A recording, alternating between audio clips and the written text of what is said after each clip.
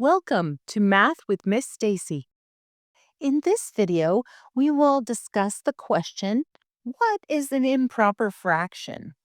An improper fraction has a numerator or top number that is greater than or equal to the denominator or bottom number. So some examples of improper fractions include 3/2, 5/5, 5/5, 7/6, and 12/7. These are some examples of improper fractions where the numerator is greater than or equal to the denominator.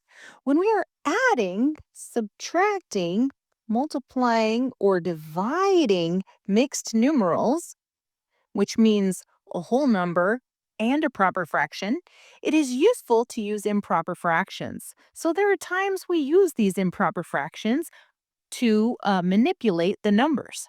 Many other times, it's best to simplify the improper fractions to mixed numerals. And again, a mixed numeral is a whole number and a proper fraction. Proper fractions, of course, have numerators that are smaller than the denominator.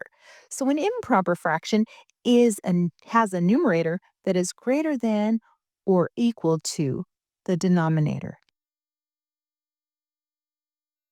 Okay, it's time for our affirmations. Say them with me. I can learn math. I can learn anything. Have a great day.